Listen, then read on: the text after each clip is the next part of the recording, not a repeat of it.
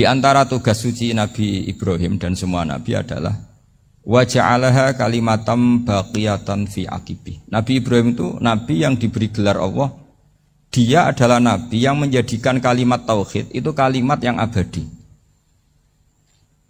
Fi aqibi, di anak turunnya, di semua generasinya. Baik anak turun karena gen maupun karena pembinaan, karena pendidikan. Ini penting sekali saya utarakan karena apa? Satu kehidupan itu sebenarnya digerakkan oleh kata-kata, oleh moto kalau orang bahasa modern. Sehingga banyak ulama mengatakan al-ibarat kutun li'ailatil mustami'in, bahwa redaksi atau moto atau pegangan hidup itu penggerak kehidupan.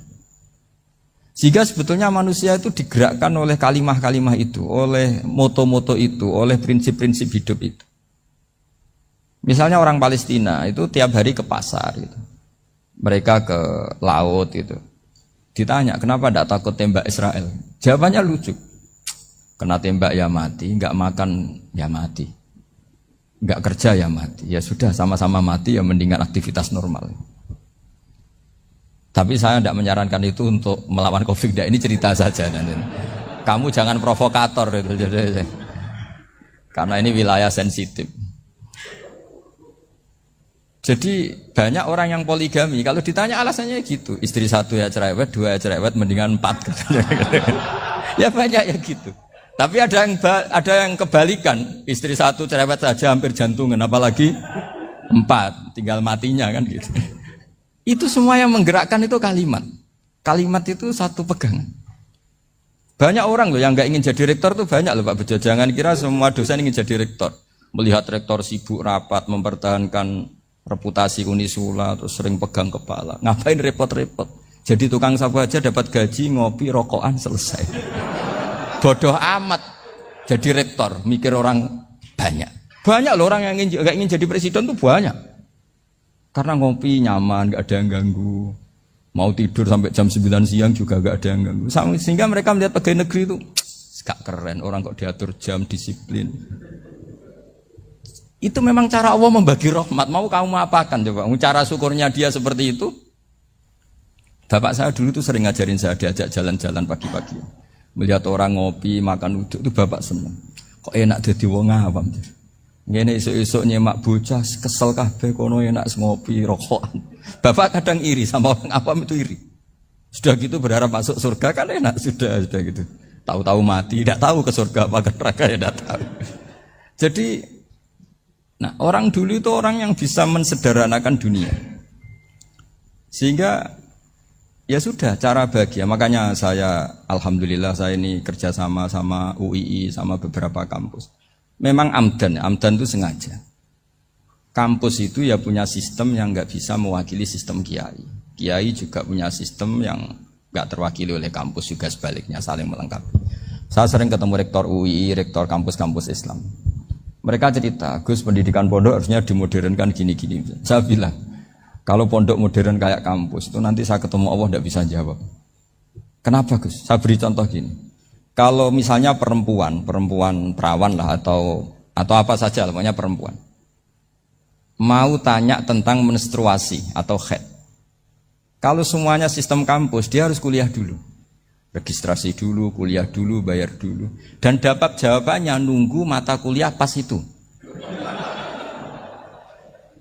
Bandingkan kalau sistem pondok, saya tuh sering ke pasar sama anak saya dicegat sama ibu-ibu.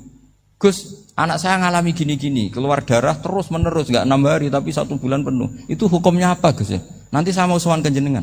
Nggak usah sowan, di sini aja. Ya sudah. Sebelum mengeluarkan darah yang rutin seperti itu biasanya haidnya berapa hari? 6 hari ya sudah ikut yang 6 hari, yang lainnya istighatsah. Ngoten tok Gus, ya udah ya. Begitu terus di masalah udhiyah. Ya coba kalau semuanya pakai sistem kampus, daftar dulu, bayar dulu. Jadi ini nggak ada jawabannya, nunggu mata kuliah itu. Baru dapat jawaban, itu biasa nggak sholat bertahun-tahun karena belum ada jawaban tentang itu. Ya itu kalau misalnya orang mati, tahunya cara memulasara jenazah itu nunggu kuliah dulu, pas mata pelajaran itu dulu, baru menangani orang mati. Berarti orang mati itu tergeledak semua. Tapi kalau kiai kan enggak. Kesini orang mati terbakar, kalau dimandiin malah badannya copot-copot, itu gimana hukumnya? Ini ada orang mati Gus Kendat, ini disolati apa enggak? Ada orang mati apa itu oplosan ya kan? Itu disolati enggak? Saya sering ditanya gitu. Gak usah registrasi Pak Rektor, gak usah registrasi, gak usah daftar, gak usah seminar. Makanya kalau orang kampus wani kiai itu ya kualat tenan itu, karena ini yang on time. Tapi pondok seperti saya ya ikrar seikrar-ikrarnya pentingnya kampus karena melatih efisiensi waktu, disiplin, tata kelola manajemen sehingga kita ya hormat. Tapi tadi kita harus saling melengkapi sehingga saya tunjukkan ke publik bahwa saya hormat sekali sama polisi, sama tentara. Coba kita bisa apa ngadepi bandar narkoba kalau enggak polisi? Bisa apa coba menjaga NKRI kalau enggak tentara? Begitu juga ya sudahlah kita memang fa inna yadallahi ma'al jamaah, kita berkah itu kalau bersama-sama. Enggak bisa kita sendiri. Nah lalu orang kayak saya itu ya beberapa kali sebetulnya saya itu ditawanin jadi doktor honoris causa apa. Kekhawatiran saya satu Pak Bejo. Takut pas gak punya uang. Itu dokter gak di duit kan gak pantas gitu. Jadi repot gitu. Daripada beban lah sudah lah, gak usah dokter. Jadi kalau gak punya uang ya pantas. Terus kalau ngebis ya pantas. Suatu saat kalau mati gak ada yang hadir ya pantas. Enggak dokter gitu. Kalau sudah dokter kok masuk neraka, dokter kok masuk neraka kayaknya apalagi rektor kampus Islam kok masuk neraka itu kan kok kayak gak pas itu. Misalnya rektor Unisiola ditanya mungkar nakir, nggak bisa kan kayak gimana gitu. Makanya harus sering ngaji saya supaya nggak malu di depan mungkar nakir. Masa rektor ditanya mungkar nakir nggak bisa. Harus berani bentak. Ini saya rektor loh Pak mungkar nakir. Masa kalau wali-wali dulu berani. Masyhur di cerita wali-wali ditanya marabbuka manabuka. Saya ini guru tauhid. Kok kamu tanya marabbuka manabuka yang ngelotok? Kamu tidak pernah ngaji, enak aja tanya. Jadi wali-wali itu ya rileks ngadepi mungkin. Saya yakin rileks wali di Bang Pak Rektor. Saya yakin itu. Karena wali itu lebih dekat Allah. Sehingga orang dulu itu saya ulang lagi ya. Ada satu kearifan namanya hidup itu apa? Hidup itu adalah cari sebanyak mungkin supaya hidup itu tidak tergantung pada banyak hal. Sehingga misalnya cara berpikir orang-orang modern itu sebenarnya banyak orang-orang ilmuwan yang nggak ngagumi Amerika. Bukan karena angkuh ndak. Untuk mempertahankan kebesaran negara sebesar itu, kebutuhan listriknya besar, kebutuhan tentaranya besar, kebutuhan apa. Sementara negara kayak Venezuela atau Swiss kebutuhannya ada banyak. Pertanyaannya, yang tergantung dengan banyak hal sama yang tidak tergantung banyak hal, itu pinter mana? Kalau dibalik pertanyaannya gitu, negara-negara maju itu tidak keren kalau dibalik pertanyaannya. Orang yang untuk mempertahankan eksistensinya banyak, butuh banyak hal, dengan yang tidak butuh banyak hal, itu pinter mana? Orang yang bahagianya nunggu jadi dokter, nunggu jadi kiai besar, kiai viral, dengan orang yang bahagia cukup dengan ngopi, itu pinter mana? Tapi kalau dibalik pertanyaannya, orang yang tahunya nikmat hanya kopi, dengan nikmat yang banyak, pinter mana? Makanya Mbah Mun tuh kalau guyon itu lucu. Aku iku sakake ambek wong desa sing mlebu swarga. Saya dulu eskam mlebu swarga kok disakeni. Akhirnya beliau memberi penjelasan.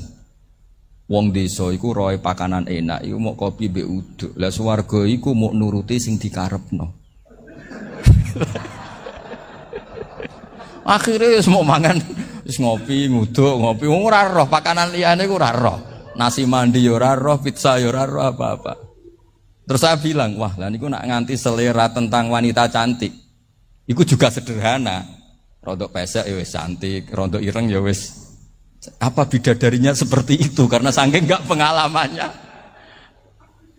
Jadi surga itu kan nuruti apa yang diinginkan. Kira-kira keinginan orang kampung kalau di surga itu apa coba? Makanan apa coba? Ya nak senengnya ketemel gemblong gitu. Artinya malaikat lebih suka nangani surganya orang-orang kampung di Bang Pak Rektor. Ini sudah ribet ini. Makanan apa saja sudah harus dicoba ya. Terus kalau di mall tahu orang macam-macam, seleranya macam-macam pasti. Enak mana kalau sampai jadi malaikat pelayan surga? Suka ngelayani orang kampung apa yang orang kota? Orang kampung kan. Jadi ya itu guyon ya, guyon tapi itu menjadi pikiran kita bahwa orang yang banyak kebutuhan itu sebetulnya banyak kebodohannya karena menggantungkan kebahagiaannya dengan banyak hal. Makanya Imam Syafi'i ngendikan istighna itu apa? Al istighna anisya'i. Yang dikatakan kecukupan adalah berusaha sebanyak mungkin banyak hal tidak kamu butuhkan. Bukan memenuhi semua kebutuhan kamu karena nafsu kamu ini tidak ada batasnya gitu. Kalau kamu penuhin nggak akan selesai. Itu ada perempuan yang kurang cantik itu minta doa saya, Gus doain suami saya kaya, terus tak guyonin, terus nggak minta. Kalau suami kamu kaya, yang pertama dirubah itu apa? Rumah supaya rumah saya bagus. Kedua apa? Mobil supaya mobil saya bagus. Nanti yang dievaluasi itu kamu. Mobil bagus, Alphard, rumah mewah, istrinya kamu pasti itu dievaluasi. Langsung enggak usah sudah gini aja. Jadi pertama yang dievaluasi itu kaya itu coba kalau suami kaya itu yang dievaluasi pertama rumah ya. Rumah ganti. Setelah itu apa? Mobil. Kira-kira berikutnya. Akhirnya sudah enggak jadi.